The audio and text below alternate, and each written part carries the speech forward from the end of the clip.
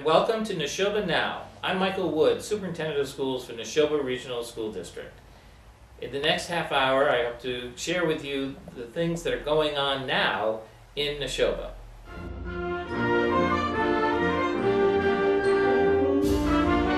Hello, I'm Michael Wood, and this is Nashoba Now. We're in the midst of the summer break. Our students are happily engaged in other things than school, but within the schools and the central office, we are busy preparing already for the next school year. We've been focusing on digital learning as one area of the district improvement plan, and the area within that has been conversations around how we can make digital learning more interactive for students, and to move our thinking about technology and how it's integrated into the curriculum areas from being a substitution for the way we do things, like having word processing for manuscript writing, to elevating the technology to a tool for creation of new ideas and new thinking by our students. So this requires us to have some deep conversations about what kind of professional development do we need for our teachers to adapt lesson plans, to look at technology in that evolution of thinking about what technology is used for. A part of that has been our thinking around handheld devices and getting more devices into the hands of kids at all levels, but mostly in the high school level and the middle school level. And we've been using the BYOD approach at both to try to encourage kids to come into school with the devices that they are most comfortable. And we hope to expand on that in the coming year, and nothing that we're necessarily pushing kids to do or families to do, but simply that we want to say that it's available. And so we've been really paying attention to the infrastructure, making sure that the access points at our buildings are sufficient to have the influx of new devices in our buildings. I mentioned about moving from this idea of substitution, that is, using technology just to replace a way we used to do something in the past, to the creation of new information or new ideas by our students. One of the things that's driving this thinking is the research about technology and where it's going to be in the future. And I've put on a slide here that shows that the ideas behind technology and how fast they take off once the seeds have been planted. The ideas of online learning and hybrid learning, it's going to be here, it's here now, and it'll be well embedded in our vernacular in public education within the next 2 years. It's probably going to be fastly approaching the norm within public school systems within that period of time. And what that's going to encourage is the idea of 21st century skills of collaboration, that we want kids and teachers to be collaborating on their learning through technology. The last few years we've been focusing on technology use for data collection on learning, and that's going to be expanding over the next 3 to 5 years as well. And we've had this conversation at the school committee level in terms of where we're going to be seeing technology be used for assessment. Our school committee has voted to stay with MCAS for the foreseeable future, that MCAS is available to us. And but in that period of time, in 3 to 5 years, you will be seeing more technology used for online assessments, whether it be from the local level within classrooms at our schools, or at the state level for what they finally decide to replace the MCAS assessment tool. And then lastly, the future of online learning is going to not only become the norm within the next 5 years, but certainly within that 5-year period, you're going to see online learning transition and transform yet again to being that much more accessible, much more user-friendly, and obviously be able to be used over multiple platforms regardless of the tool that you are most comfortable. The next piece that I wanted to mention is that you've been probably hearing more and more about asking kids to write more in their content areas. The phrase that you might hear kids use in the classroom is writing to text. Oh, I have a new assignment, I have to write to text for my teacher. This is really nothing terribly new, except that it is a bigger emphasis in our curriculum areas. We are encouraging and requiring kids to write more using an approach called evidence-based writing, where the writing is taking information from their nonfiction material and again supplying the reader of the text with ideas, facts, and moving it up the chain of the taxonomy of thinking to creating a new idea, a new thought, and it's defended by what they've read in their nonfiction text. Along with nonfiction and the writing to text that is the new emphasis in our curriculum areas, you'll also be hearing something that we've been talking about for a number of years, which is vocabulary. We really are trying hard to make sure that kids have in each year, in each content level, a level of understanding of key vocabulary that we believe are important for that curriculum and that age group. And that's been a real big emphasis, and it will continue to be, and we're trying to, again, get more systemic across the district with those lists for kids.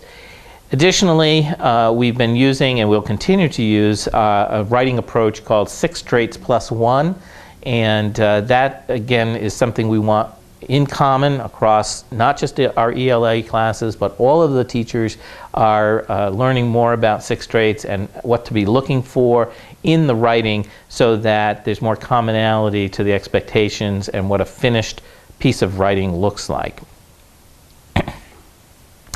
We have also been talking a lot about STEM, and I had some questions about, so you've been talking about STEM, what's really new? And the really new part is what we're unveiling for this coming school year, and that includes the STEM classes at the high school. We have more technology classes being taught, computer language classes being taught. We are looking at how to expand the opportunities for physics at the high school and beginning conversations about what the sequence of science classes might be over the next couple of years. But those are conversations that we're having with lots of different folks to encourage the integration of science, technology, and engineering and mathematics in all of our courses that have those words in their titles.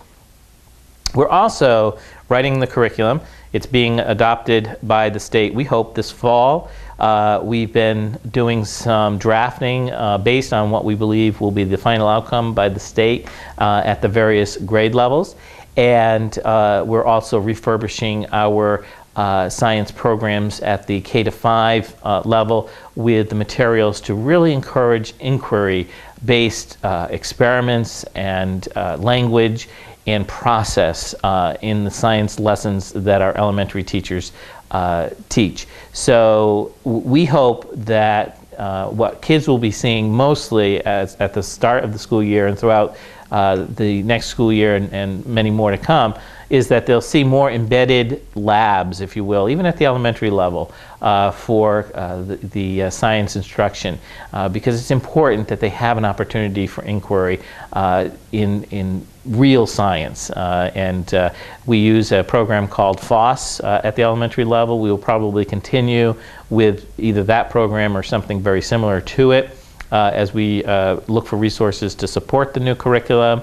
And in the coming years, certainly we'll be looking at text adoption for the upper grades as well, depending on the ultimate changes in the grade level configurations. On the other side of the conversation about teaching and the curriculum side is the instructional side. And so what we've been doing for the last couple of years is really encouraging the opportunity for teachers to be coaches to one another. We've, in some cases, hired coaches to come in, instructional coaches to come in and work with teachers in particular areas.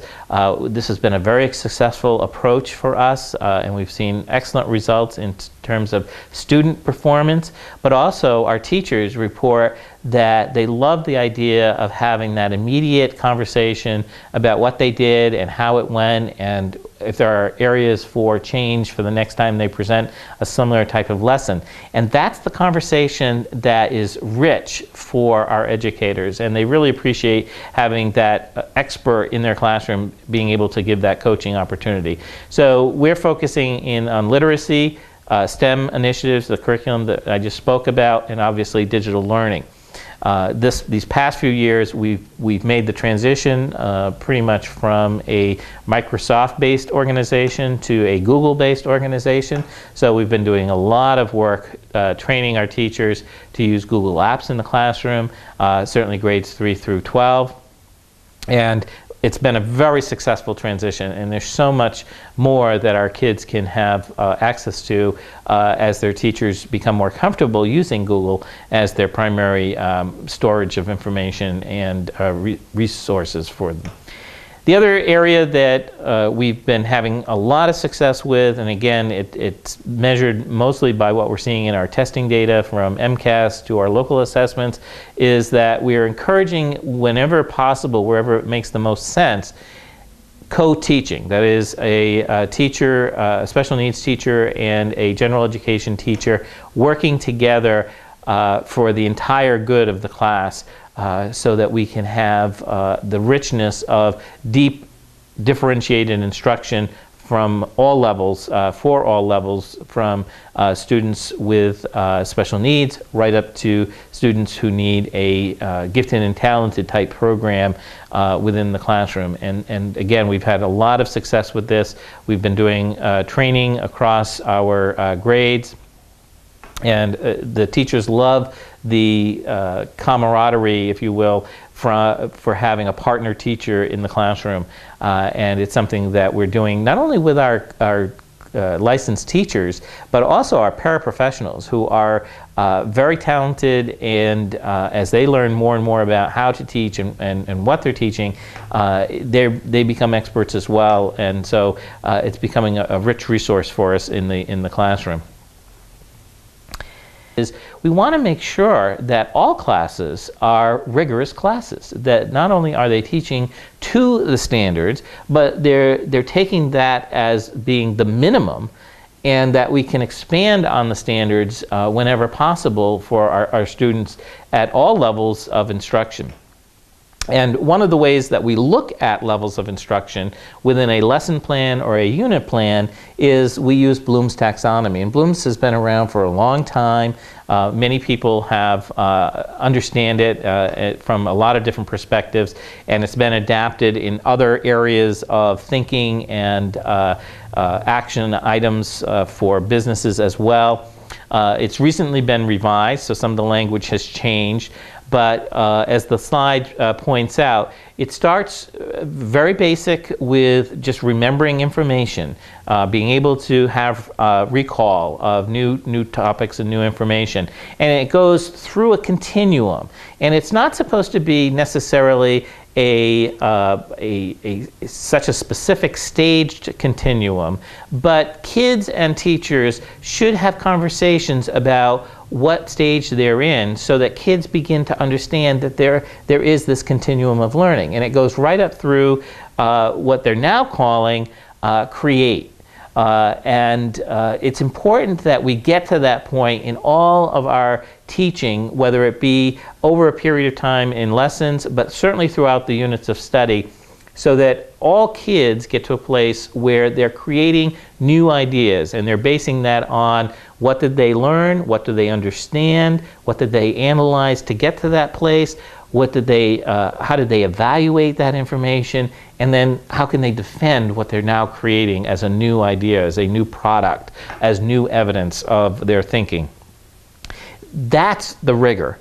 When you get to that place of analyzing, evaluating, and creating something new, that's where we want our kids to be spending most of their time as they learn. That's where rigor happens. But it takes that foundational understanding, that foundational information, for some kids to spend more time there so that they can get to a place and feel comfortable analyzing and evaluating. And that's where teachers have to use their professional judgment when they know their students, when they personalize learning to them, how they're going to be successful in getting to that place of creating new information and new language. We want that to happen all the time in classrooms, and we want teachers to be able to use their sense of professional judgment, as I said, to know where they need to spend most of their time with their lessons and with their students. But we really want to make sure that our classes are getting to a place where there's analyzing, evaluating, and creating. And that's when you know that rigor is occurring. The District Improvement Plan will also address our efforts to look at our high school and understand better what the space needs are and what the options are to address those space needs. So we have a very active committee. They're very committed. And we're right now in the process of making sure we're clear as educators about what are the offerings we want our high school to have, and to be very clear about, well, what kinds of spaces support those offerings. Because we want to make sure that what we're asking for from our communities is how to address where our needs are. And so that delta, if you will, what do we have for space for our current programming? What do we have for current programming but no space? That delta between those two is what we're going to be talking about more and more in the coming weeks and months, so that we can have a community conversation about understanding how to address that delta, the difference in what we have versus what we need. So some of the things that are already very evident to us in terms of space needs at the high school is that we need to have enough classrooms to operate on the schedule that we currently have, even if we didn't make any changes to our schedule, to be able to have 1,050 kids in classes every period of the 7-period day. That's important for lots of reasons, but most importantly, the statute in Massachusetts is that high schools have 990 hours of instruction every year. And so technically, every class of every day has to be filled with students. We've got to make sure, though, that we can offer a balance of courses for the different types of learners that come to our high school. And that means looking at a comprehensive program of studies and make sure that the pathways that we create actually prepare kids to be college ready or career ready as they leave our high school. And that's the complexity of operating a comprehensive high school. We want to have more and more spaces that allow kids to collaborate. And so the idea of making sure that all of our rooms are technologically ready, that we have the ability to have spaces for large groups of kids as well as small groups of kids. Learning facilitated with the teacher is really critical. We want to make sure that we have space for the fine arts, and we really need to understand that it's not just having a room with 4 walls, that we need to have spaces that make learning happen and facilitate learning so that the educator doesn't have to use their time creating the opportunity for that facilitation. For example, we have many of our teachers travel to their classrooms and they have to bring their supplies with them each time.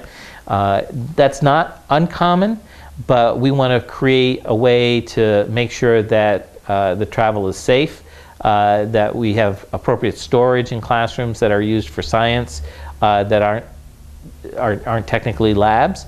We want to make sure that our art classrooms are properly ventilated for the paint fumes and so forth. And obviously the size of the classrooms have to be necessarily appropriate for the kinds of activities. You can't have art tables in a room that was designed to essentially be a small work classroom of 15 desks. It just doesn't work because you can't move around those classrooms as safely as you would think. So those are all important questions that need to be answered and publicly talked about and understood by our communities. We also want to make sure that we have appropriate spaces for things that are new, that our kids and parents expect us to have, but we haven't been able to address for the lack of space. For example, in wellness, many high schools offer movement classes, dance classes, yoga classes, and we just don't have the kinds of spaces that, again, facilitate that. We don't have a classroom that has a mirrored wall or a dance bar or something that really makes dance the natural place to happen in our school. So we need to look at how to make that happen within our building.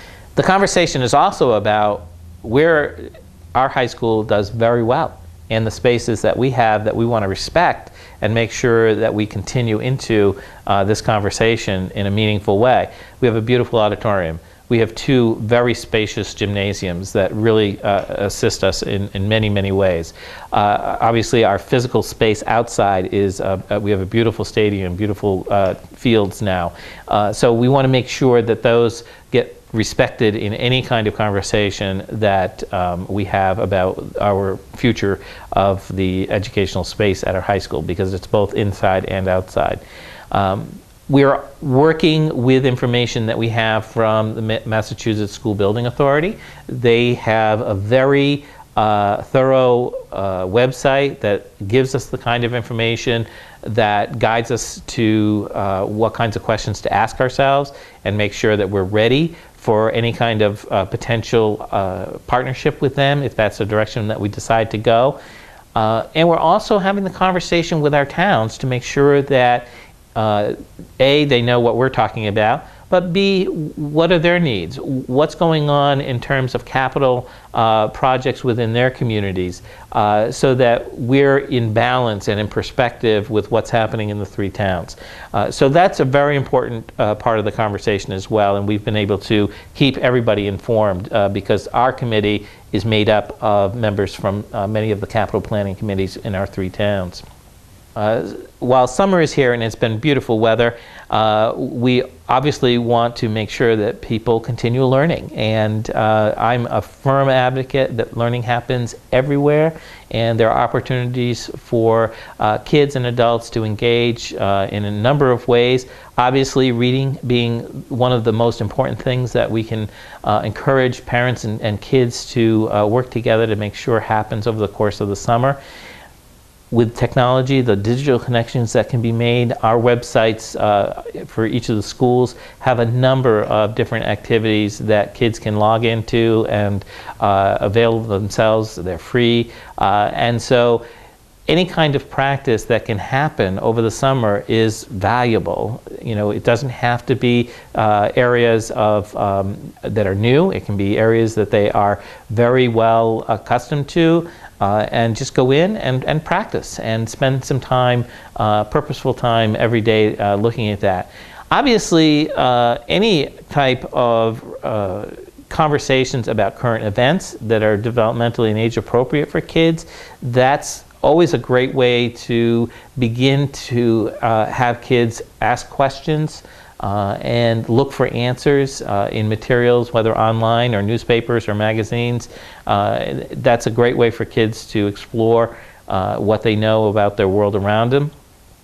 And of course, summer is the time for travel. For many of our families, engage kids in that conversation. Have them read the map. Have them map out the travel with you. Pick out some of the historic sites. Talk to them about why there is a historic site. What makes a place a historic site? Those are great conversations to have with kids of all ages, and certainly that's a great learning background. That's a foundational skill that kids need to have to be able to bring back into the classroom when fall turns around. Our learning continues as well. We have a number of things that are going on for our teachers this summer.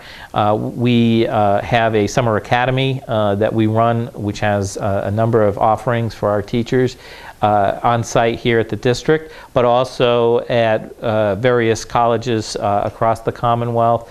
We make sure that our teachers know about different institutes that are being run, whether they're being run by the University of Massachusetts or some of the more local private colleges, because they need to have an opportunity, but more importantly, they love that opportunity to engage with educators from across the Commonwealth and to have those conversations that are rich about their content. We are also doing a lot of curriculum planning this summer. We have a new tool that encourages collaboration amongst our teachers. It's called Atlas Rubicon. You'll be hearing more about that as the school year opens up. And we're trying very hard to get our curriculum online so that sharing can happen on a day-to-day basis. And so we have a number of teachers that are working with us on units that they write that are aligned with our curriculum, but also making sure that we have our curriculum on there and available to them as well. We are also working in developing our orientation for our new cohort of teachers. Every summer we hire anywhere between 20 and 30 new staff. And so in August we prepare an orientation day where we bring them all together, and as I talk to them, I say, you know, every district has their own language, and so we spend a day teaching them our acronyms and our language that is Nashoba, so that they can talk with their colleagues and participate more right from the very beginning. Also, our buildings are used very heavily throughout the school year, so the summer gives us a great opportunity here. Teachers move classrooms for a variety of reasons, so we need to make sure that they're ready for the new year, and it gives us a great time to just bring them back to life and make them ready for when kids come back in August. I want to say in closing that we have summer hours in our district that are 8 to 5, Monday, Tuesday, Wednesday, and Thursday. And our office hours for each of the schools are posted on the schools' websites. And certainly because our principals are on vacation or the secretaries are on vacations, there are some days when the offices may be closed. So please check there before you make a trip to any of our schools. But also you can call the central office, which would be staffed all throughout the summer. So that's Nashoba Now. I'm Michael Wood, Superintendent of Schools. Have a great summer.